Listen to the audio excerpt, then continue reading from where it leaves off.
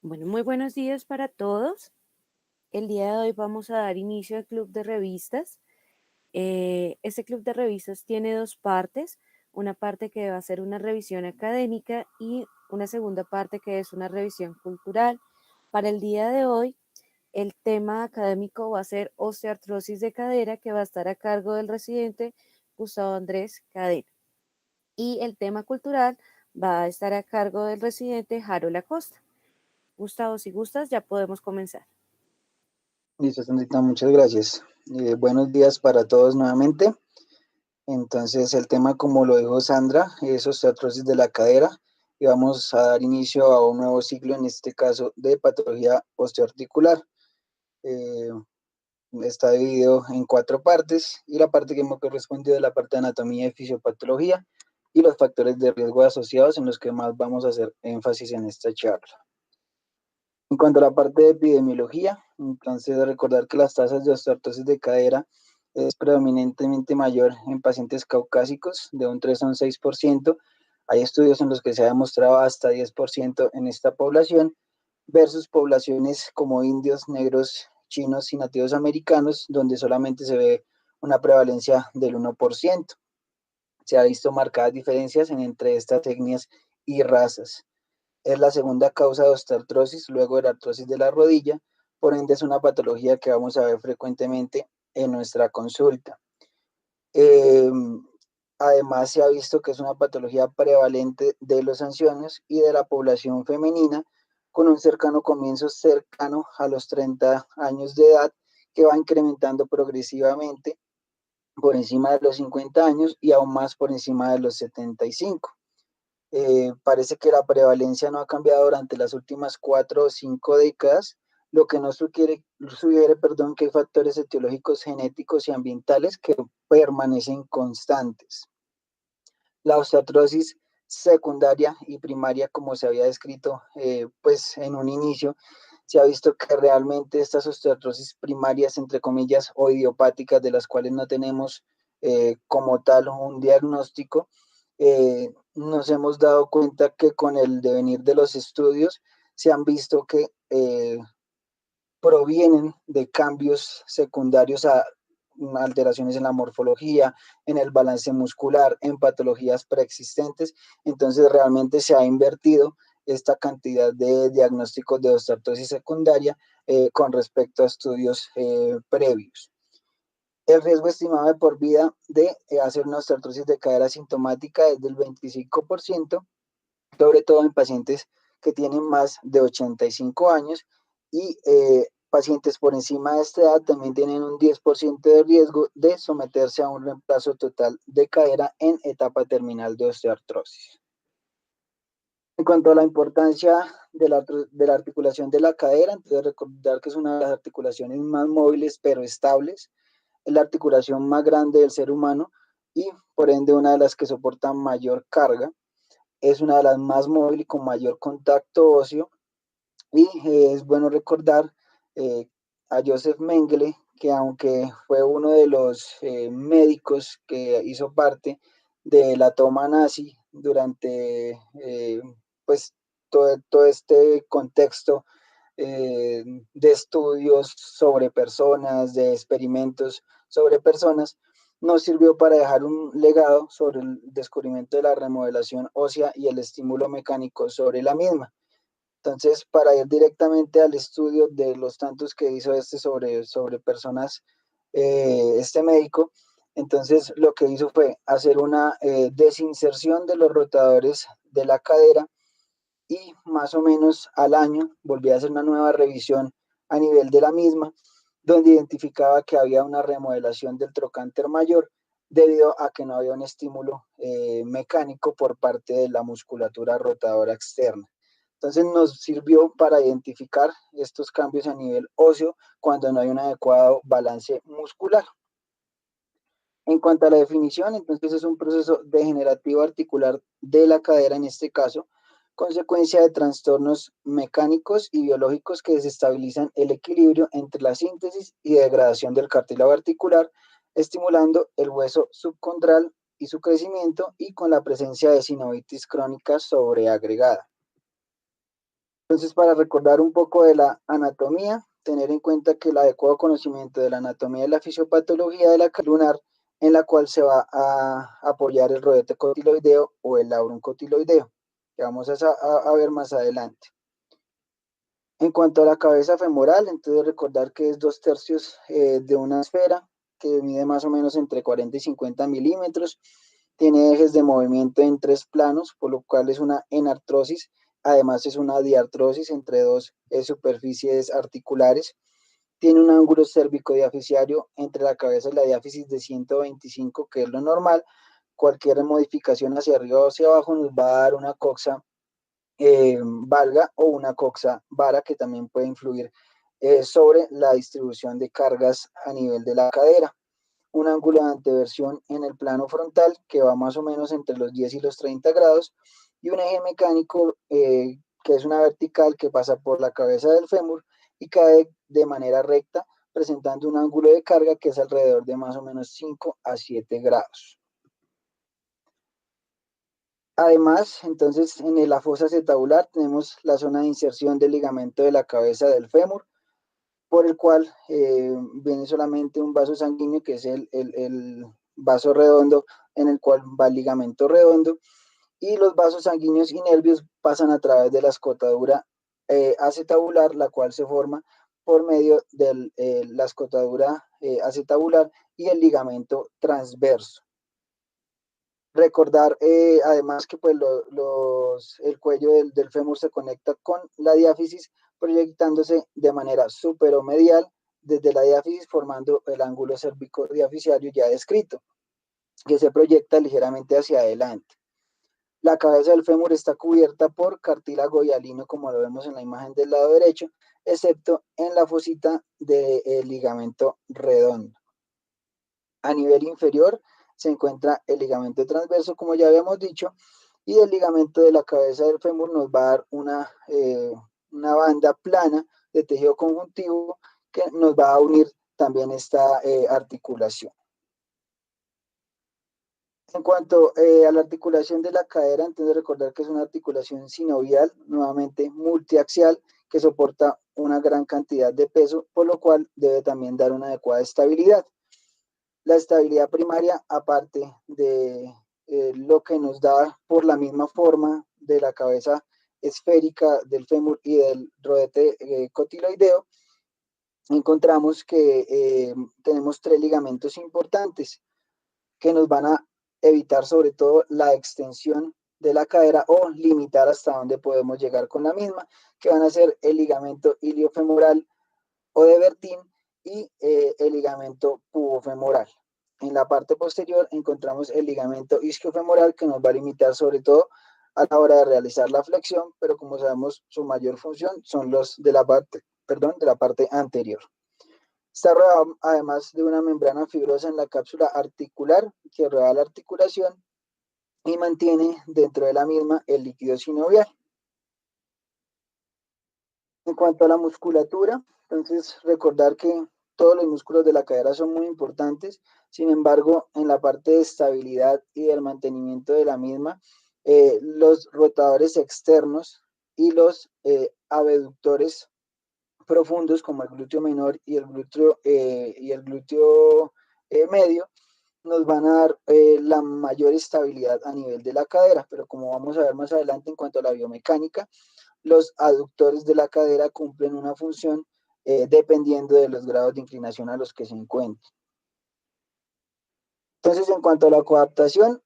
sabemos que va a depender de la presión atmosférica en un primer plano, en el rodete cotiloideo, de qué tanto logre abarcar la cabeza femoral, la zona de la cápsula, ligamentos y músculos. Nos hemos dado cuenta que en bípedo la parte anterosuperior de la cabeza se encuentra descubierta, por ende la mejor o el mejor momento de coadaptación de la cadera se encuentra en flexión, aducción y rotación externa, lo que se ve cuando hay una posición cuadrúpeda. Lo que les comentaba previamente de la función de los aductores, vemos cómo estas fuerzas de la mayoría de los músculos son coadaptadoras, rotadores externos, rotadores internos y flexores de cadera, pero la musculatura aductora, cuando no tiene grados de abducción, cumple una función en la que se hace una luxación anterior y lateral de la 45 grados de abducción. La función aductora cumple una función coaptadora, como vemos en la imagen del lado derecho de la diapositiva. En cuanto a la fisiopatología de la coxartrosis, entonces recordar que la biomecánica fisiológica se ha considerado desde hace mucho tiempo necesaria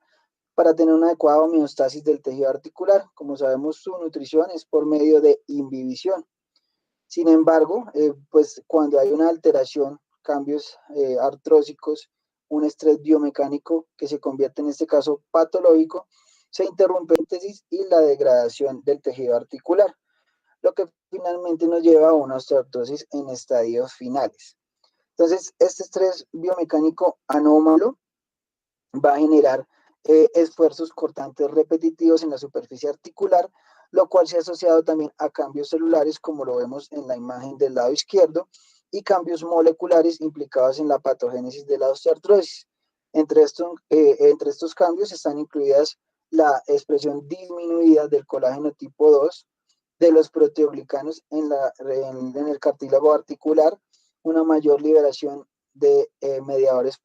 proinflamatorios y un aumento de cambios a nivel celular que son proapoptóticos. En respuesta a estos cambios biomecánicos alterados, hay una remodelación a nivel del hueso subcondral con unos niveles acelerados de recambio óseo debido a este estímulo proinflamatorio.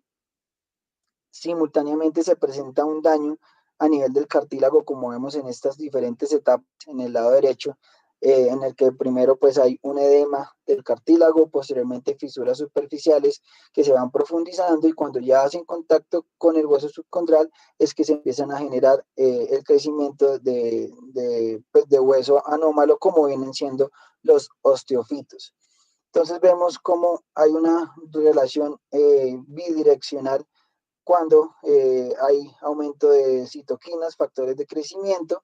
y también se puede ver un aumento a nivel de la vasculatura. Como sabemos, no debería estar ahí debido a que su nutrición es por inhibición. También se han identificado cambios a nivel de sinovitis crónica con infiltración linfocítica en estadios tempranos, lo que demuestra que pues, la naturaleza articular y su patogenia de la enfermedad se puede empezar a presentar desde tiempos antes de que se manifieste sintomáticamente. Entonces, en cuanto a la fisiopatología, encontramos que hay un círculo del dolor como tal, en el que va a haber una sobrecarga con una biomecánica alterada, una lesión tisular que nos va a generar inflamación. Esta inflamación nos va a generar dolor. Cuando logramos hacer un reposo y una curación, por lo menos de los daños que ya se han generado, podemos estancar el avance de la coxartrosis. Sin embargo, con la actividad continuada, los golpes repetitivos, la carga repetitiva, se va a generar aún más daño tisular, lo que nos va a generar un círculo vicioso de dolor y daño articular y nos va a llevar a estadios terminales de la osteoartrosis. Es importante recordar que hay una asociación epidemiológica entre la artrosis y el síndrome metabólico, la diabetes mellitus y cada uno de los componentes del síndrome metabólico, como son la obesidad abdominal, la hiperglucemia, la dislipidemia y pacientes con hipertensión. En pacientes obesos se ha visto que aumenta la prevalencia de la coxartrosis y de otros tipos de artrosis cuando está en presencia de cualquiera de los anteriores mencionados. Se cree que probablemente la obesidad por la tensión mecánica del sobrepeso activa los condrocitos y producen adipoquinas como adiponectina, leptina y resistina en el tejido adiposo que por vía sistémica actúan sobre el tejido articular y son potentes inmunomoduladores del líquido sinovial, en este caso proinflamatorio. Se ha visto también que a nivel local, en la grasa de jofa, por ejemplo, en la rodilla, hay un aumento de la producción que también puede generar daño a nivel de la rodilla. Entonces vemos que no solamente es el mecanismo de sobrecarga por la obesidad, sino también estos cambios a nivel molecular y proinflamatorio. En cuanto a los factores de riesgo, entonces la sumatoria de cada uno nos va a dar un aumento mayor a perpetuar en el tiempo, en el que se van a ver también influenciados por la actividad física que realice el paciente, las comorbilidades asociadas, la musculatura y su disfunción, factores psicosociales, obesidad y la edad del paciente. En cuanto al primer factor de riesgo, como son las alteraciones a nivel de la morfología normal, entonces vemos que por lo general en la displasia de cadera hay un factor desencadenante y como vamos a ver, no solamente en aquellos que tienen fuerzas cortantes demasiado alteradas por un desarrollo de cadera muy comprometido, o sea, una displasia de cadera grave, sino que también en aquellos pacientes que tienen cambios mínimos pueden presentar modificaciones sutiles a nivel de la homeostasis de la cadera que a futuro femoral sobre el cartílago articular y sobre el labrum y que por lo general están asociadas a otras lesiones o a otras alteraciones en la morfología de la cadera. Se han intentado plantear estrategias por parte de quirúrgica en la que se ayude a modificar o reorientar el acetábulo para intentar disminuir estos patrones de carga anómala, pero pues a pesar de que se intenta prevenir y disminuyen, digamos que su formación o, o retrasan como tal la aparición de la osteoartrosis de la cadera, sigue habiendo un factor de riesgo de por sí cuando ya hay una displasia de la cadera. En cuanto al pinzamiento femoroacetabular, entonces es probablemente una de las causas subyacentes más prevalentes para el desarrollo de la osteoartrosis de la cadera de inicio temprano. Hay dos tipos de morfologías, como son la tipo CAM y la tipo pincer. Como sabemos, la tipo CAM en la parte inferior es una jiba que se presenta en la unión del cuello con la cabeza femoral y el tipo pincer es un trauma que se presenta a nivel del labrum en la parte anterior. Cuando hay un crecimiento de un osteofito muy grande en la parte anterior después de traumas repetitivos crónicos que van generando un daño a nivel del labrum, se puede generar un trauma a nivel del cuello que nos va a generar un desplazamiento posterior de la cabeza femoral y también generar un daño a nivel postero inferior del acetábulo. Por lo general hay una mezcla de estos dos tipos de pinzamiento femoroacetabular, se dan pacientes jóvenes, sobre todo en atletas, y se ha visto que hasta casi 2/3 de la población tienen morfología tipo pinza. Digamos que esto es un poco subjetivo a la hora de evaluar, debido a que hay diferentes maneras radiológicas de la morfología que se pueden evaluar con los ángulos borde alfa, borde lateral,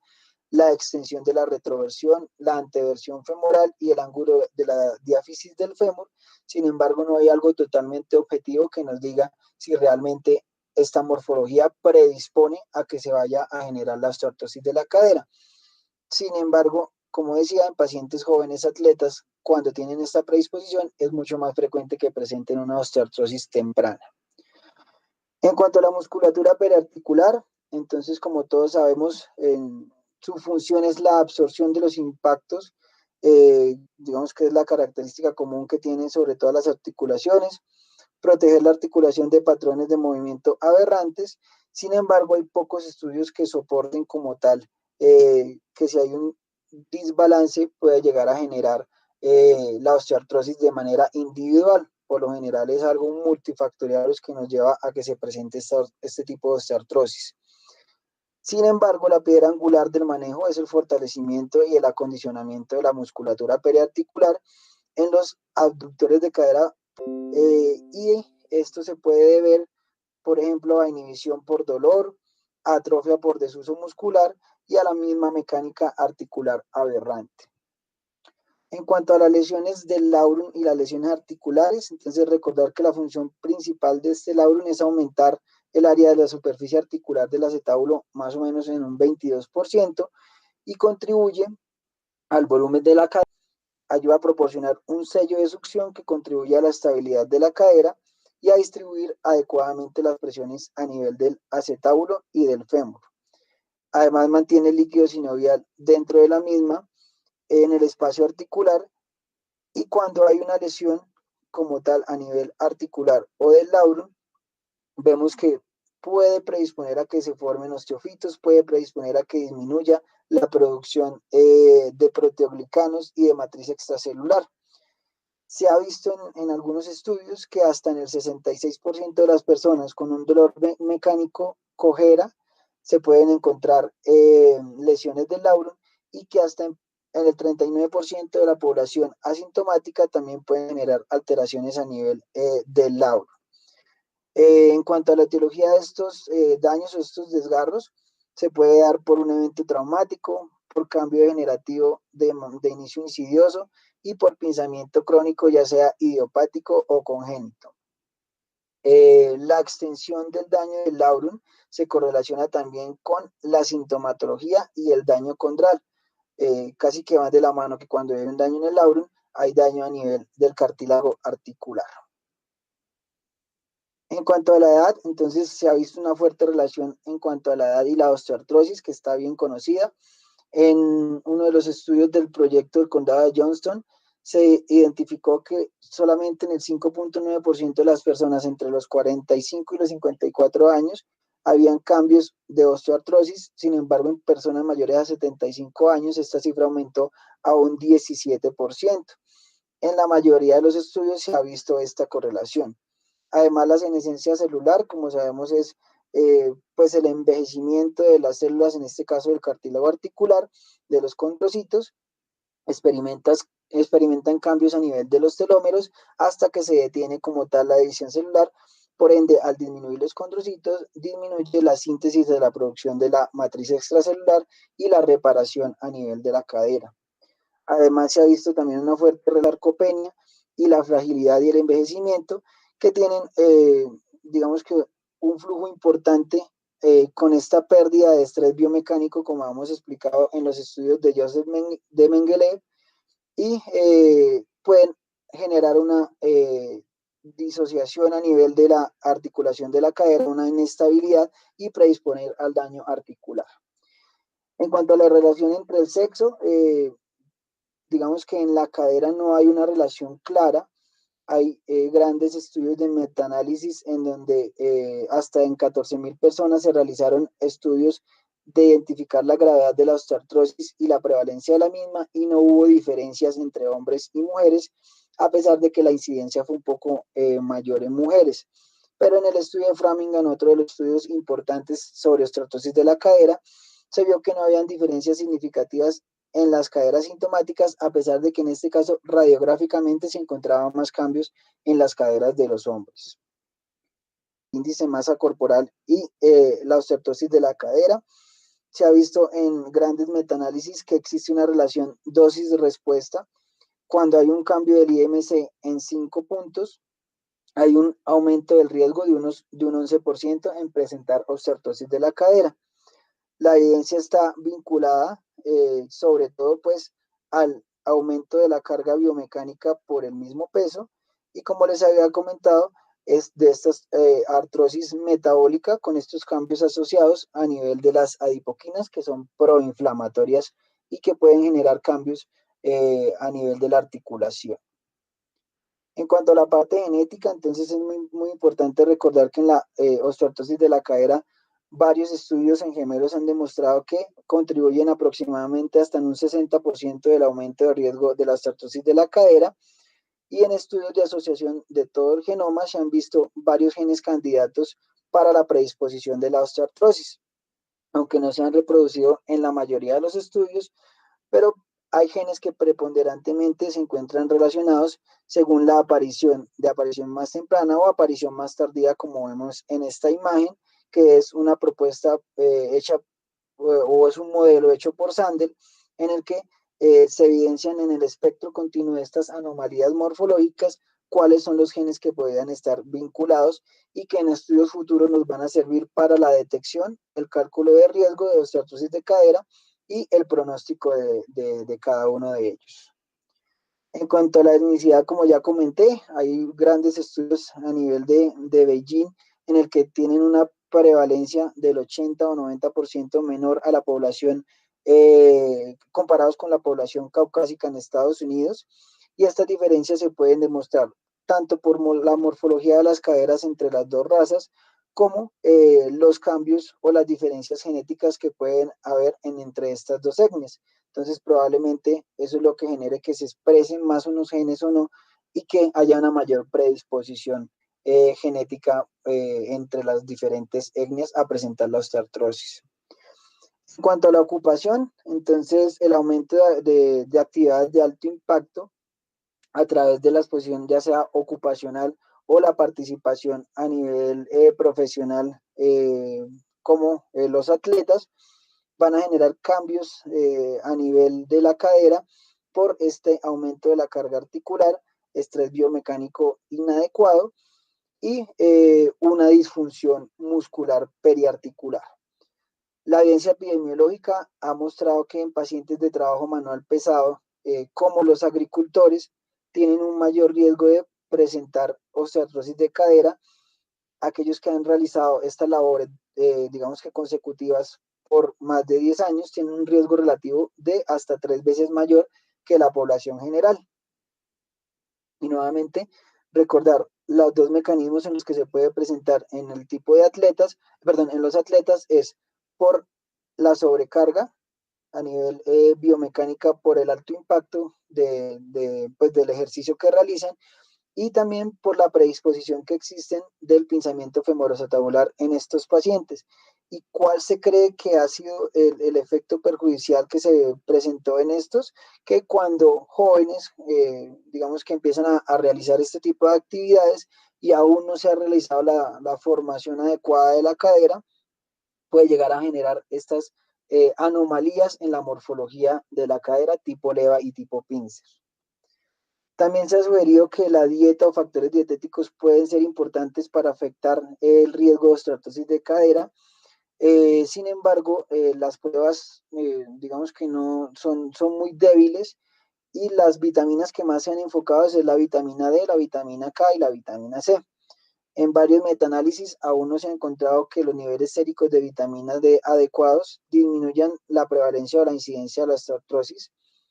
Los niveles bajos de vitamina K se han asociado con osteoartrosis, pero sobre todo de rodilla y mano. Aún no hay estudios realmente de cadera, pero son estudios muy pequeños, y sin embargo la suplementación con vitamina K no ha demostrado una disminución en la progresión de la enfermedad. Y en cuanto a la vitamina C y otros antioxidantes, ha demostrado una posible asociación, pero estos resultados aún no han sido concluyentes. Por ende, a la actualidad la evidencia sigue siendo muy pobre. Entonces, para concluir finalmente, entonces la osteoartrosis de cadera tiene un gran componente genético, y debe ser uno de los pilares para posteriormente realizar un adecuado diagnóstico o identificar factores de riesgo para poder hacer una